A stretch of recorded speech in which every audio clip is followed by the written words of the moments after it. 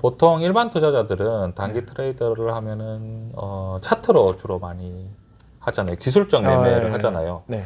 그 채권에도 그게 적용을 되는지 아니면은 또 다른 건지 궁금합니다. 뭐 모든 자산은 다 똑같으니까요. 어차피 네. 트레이딩 하는 건 자산 특성만 좀 다른 거지. 그냥 뭐 어떤 상품이든 매매하는 건 똑같으니까요. 뭐 차트가 잘 맞는 사람은 차트가 더 맞을 수 있겠죠. 보통 부장님 같은 경우에는 어떻게 하세요? 아, 저는 차트는 안 보고요. 아, 정말요? 네. 차트까지 못 봐요. 여력이 안 돼서. 띄어는 넣는데 예. 안 보고. 예. 그럼 보통 호가를 보는 건가요? 우리가 호가, 주식으로 이제 비교를 하면? 그 호가창 보고 예. 이제 전체적인 분위기 이런 거 보고. 그러면 제가 한 번씩 주식 투자에서 굉장히 중요한 게 눈치라고 하는데 네. 그 비슷한 건가요? 아, 그렇죠. 짱 보고 있다가 아, 슬쩍 역시, 집어넣고. 역시 최고의 프로의 어떤 트레이더 매매도 결국은 눈치밥이군요. 아, 그럼요. 이거 잘 보고 힘센 사람한테 붙어야 되니까. 그럴 수도 있겠네요. 왜냐면 채권 같은 경우에는 이제 금액이 워낙에 크다 보니까 큰 고래 뒤에 붙어서 같이 따라가야지만이. 아, 그럼요. 외국인 형들 하는 거 따라가야지. 괜히 그렇게. 또 그 형들하고 맞서서 좋은 걸 못 봐서. 이게 굉장히 중요한 포인트라고 생각하는데요. 전문 프로 트레이더님께서 말씀해 주시는 게 뭐냐면, 딱 맥이 뭐냐면, 차트보다 중요한 건 눈치다. 그쵸. 아. 그게 수급이잖아요. 차트보다 중요한 게 눈치고, 결국 그 눈치라는 걸 우리가 구체적으로 얘기하면 수급이다. 그쵸. 이게 힘센 놈이 그러니까 어디가 결국 힘세냐. 수급이라는 거는 지금 시장에서 매수가 우위냐, 매도가 우위냐, 네. 그거에 대해서 이제 파악하면서 주식 그 채권을 이제 수십억을 사고 팔고 이렇게 하면서 트레이딩을 하시는 것이네요. 아, 그쵸. 그리고 큰 흐름은 알고 있어야 되고. 생각만 해도 스트레스가 엄청날 것 같아요. 그런 건 괜찮아요. 장중에 잘못했을 때가 문제지. 생각만 해도 그런 왜냐면은 그럼 사실 어떤 정해진 딱 규칙이 있어서 우리 부장님의 어떤 기준으로 딱 매매를 이렇게 하는 게 아니라 그때 시장 상황을 계속해서 지켜보면서 트레이닝 하시는 거잖아요. 아, 그쵸. 와, 힘들 것 같은데 진짜 보통 일이 아니네요. 그러다가 이제 정말 손실이 나면은 또 이제 너무 속상할 거고. 그죠. 잘릴 수도 있고. 정말 그렇게 힘들 수 있겠네. 그러면은 보통 만약에 이제 일반 단기 투자를 하는 일반 투자자들에게 혹시, 왜냐하면 전문 트레이더로서 어떤 팁을 주신다면 어떤 게 좀 있을까요? 좀 이렇게 하면 좀 잘할 수 있을 것 같습니다. 아, 그런 건 없습니다. 그런 건 없다. 그런 건 없고요. 단기로 해서 뭔가를 한 게 과연 좋을까? 예. 그건 모르겠어요. 어쨌든 돈만 벌면 되는 거잖아요. 계속 단기로 해서 이길 수 있는 확률이 높진 않다. 근데 채권도 결국은 단기 지금 우리 부장님께서는 단기 트레이더 하시잖아요. 네네네. 근데 계속 승률이 높지 않습니까? 우리 부장님께서는. 그랬죠, 지금까지는. 그러니까 그 팁을 조금만 주신다면 뭐가 있을까요? 지금 왜냐하면 아까 말씀드리니까 단기로는 안 됩니다 이렇게 말씀해 주셨는데 혹시나 팁을 주신다면. 팁이랄 게 딱히 없는데. 사실 여러분 이것도 왜냐면 굉장히 중요한 관점입니다. 왜냐면 지금 하루에 거래대금이 수천억이 되는 우리 프로 트레이더님께서 지금 단기 매매에 대한 팁을 지금 말씀 못 하시거든요. 그만큼 어렵다는 거겠죠. 어렵기도 하고 일단 중요한 거는 죽지 않아야 돼요. 그러면 결국은 또 어떤 주식과 일맥상통하는 면도 있는데 결국은 위험 관리가 핵심인 거네요. 그쵸. 진짜 사실 뭐 지구가 멸망하지 않으면 내가 어쨌든 여력만 되면 어쨌든 언젠간 좋은 장이 한번 오거든요. 좋은 장이 온다. 근데 그때 그건 이제 채권도 마찬가지인 건가요? 그쵸. 음. 그때 이제 내가 여력이 있어야 손발을 묶여버리면 아무것도 못 하잖아요. 그러면 보고만 있어야 되는데 어쨌든 항상 뭘 할 수 있는 여력이 있어야 되니까.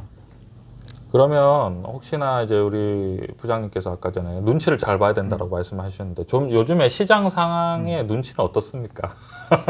요새는 뭐 미국 눈치 보고 네. 한국은행 총재 눈치 보고 네.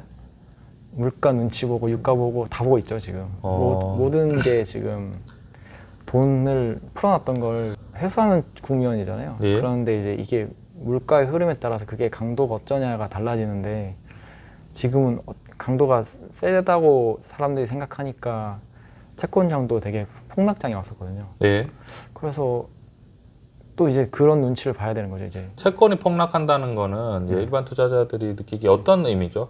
금리가 급등한 거죠. 금리가 급등하면서 음. 채권 가격이 폭락하고. 근데 결국은 우리 부장님께서는 지금 말씀해 주시면 결국 눈치에 대해서 어떤 걸 말씀을 드리니까 미국장도 봐야 되고 한국은행도 봐야 되고 물가도 봐야 되고 환율도 봐야 되고 결국은 이거는 눈치의 영역이 아니라 결국 전문 영역 아닙니까? 다 눈치 보고 있는 거예요. 이런 애들 이제 갑자기 예. 여기 보면 딱 꺾였잖아요. 네. 저게 뭐지 하면서 이제 뭐가 있겠구나. 아. 그러면은 이쪽으로 붙어보고. 아. 근데 아니면 다시 나오고. 네. 아니면 다시 하면 되니까요. 아, 그럼 다시 한다는 건 어떤 의미죠? 어떤 이제 포지션 정리하고 포지션 다시 새로. 정리? 결국은 포지션을 반대 매매로 이제 정리해버리고 네. 다시. 네. 그럼 그거는 좀 생각만 해도 엄청 힘들 것 같습니다. 계속 그 상황에 계속 이제 보면서 트레이딩을 하는 거네요. 아, 그죠. 그냥 하던 대로 하면 됩니다. 그러면 그 과거의 경험이 지금의 어떤 투자에 좀 많이, 그러니까 경험이 쌓일수록 도움이 될까요? 아니면 사실 조금 더 혼란스러울까요? 저는 그것도 궁금하거든요. 최근 1년은 예. 경험이 많은 사람들이 다 죽었어요. 그러니까 그러니까 경험이 많은 사람들이요. 이게 이게 굉장히 중요한 포인트죠. 과거에 이랬으니까 이번에도 이럴 거다. 그러니까 최근에 금리가 급등했잖아요. 네. 근데 이 정도에서 끝나겠지 하고 샀던 사람들이 다 죽었거든요. 근데 이게 거의 한 20년 동안 채권 이렇게 한 게 없었어요. 이런 시장이. 그렇죠. 지금 사실은 연준이 거의 20 몇 년 만에 네. 완전히 자이언트 스텝을 해버렸기 때문에 뭐 이 정도까지 오는 거는 사실 예상 못했는데. 그쵸. 예. 근데 이제 저 앞으로도 20년 정도 일했던 분들이 없거든요. 네. 그럼 이 시장에 있는 거의 대부분의 사람은 그 시장을 보지 못했거든. 근데 이제 부장님께서 말씀해 주시는데 20년을 하지 못했다는 게 너무 이해가 되네요. 왜냐면 하루에 거의 한 번 매매를 할 때마다 수십억씩 하면서 거의 총 거래 대금이 거의 수천억까지 될 수도 있는데 이거를 20년 동안을 정말 버티기가 우리 부장님 또 말씀해 주셨지만 어떤 기준이 있는 게 아니라 그때그때 이제 시장 상황에 따라서 계속 이제 눈치를 봐야 되니까 쉽지 그리고 않겠네요. 저보다 15년, 20년 더 하신 분들은 예? 보통 본부장이나 돼서 관리를 하시던가 트레이딩을 안 하시는군요. 돈을 다 벌어서 은퇴를 했거나 아. 다 그러셔서 아. 그런 분들이 일단 없고 이제 저 20년 전에 시장을 봤던 분들은 지금 60이 넘으셔서 아. 다 애기들 보고 있지 않을까. 그럴 수 있겠네요. 네, 그래서 시장이 없는데 최근에 다 그렇게 해서 다 죽었죠. 채권 시장도 그렇게 해서 다 작살났고. 그러면 채권 이제 트레이더를 하시면서 앞으로 어떤 경제 상황이라든지 어떤 네. 금리는 어떻게 혹시 보시고 계신가요? 금리는 올해 말까지는 이렇게 계속 물가 눈치 보면서 인상 속도가 빨라지는 쪽으로 갈 것 같고. 저 약간 궁금한 게 있습니다. 근데 사실은 지금 시장에서 모든 사람들이 금리가 올라갈 거라고 예측을 하잖아요. 혹시나 궁금해서 그런데 그러면 약간 반대 상황도 있을 수 있나요? 아니면 대세를 따르는 게 더 좋을까요? 큰 흐름은 그런데 작은 흐름으로도 죽을 수 있기 때문에. 네. 작은 흐름으로도. 예. 그래서 최근 며칠은 또 채권이 또 셌거든요. 금리가 예. 빠졌어요. 예. 근데 그때 또 숏 들고 있으면 힘들거든. 네. 그러니까 이제 눈치는 잘 봐야 되는데 큰 흐름은 그쪽인데 이게 그동안 채권이 금리가 급등했댔잖아요. 네. 금리 급등을 하니까 예전에 생각했던 기준들 대비해서는 되게 금리가 너무 많이 올라 있던 상황이 과매도 국면일 수 있거든. 네. 그러면 갑자기 또 매수를 해야 하는 사람들이 생각하는 것보다 더 빨리 매수가 붙어버리면 이 사람들은 또 더 위에서 사야 된단 말이죠. 네, 결국은 뭐 시장 그 상황은 네. 큰 흐름은 금리가 상승하겠지만 그 작은 흐름으로 네. 트레이딩을 잘못해버리면 그죠. 또 큰 손실이 날 수 있기 때문에 이게 쉽지 않은 거나 주식도 보면 항상 이렇게 올라가지 않잖아요. 맞아요. 흔들고 이렇게 올라가고 떨어질 때도 이렇게 떨어지면서 이제 매매가 굉장히 쉽지 않은데 채권도 똑같은 거군요. 네, 그리고 이게 또 물가 때문에 금리를 많이 올린 부작용이 경기가 둔화된다는 건데 그렇기 때문에 또 장기물 채권은 또 가격이 오를 수 있거든. 그럼 막 커브가 막 플랫된다는 말들이 많이 나오는 게 다 그런 단기물은 기준금리 올려버리면 네. 이제 금리가 무조건 올라가야 되는 자산이 돼버리는데 네. 경기 둔화되면 장기물은 또 나중에 또 금리나 또 하겠지 하면서 금리가 내려갈 수 있거든요. 네. 그러니까 그게 다 달라서 네. 그때그때 다 이제 눈치 잘 보고. 아, 그것도 결국은 이 모든 종합적인 상황을 고려해서 네.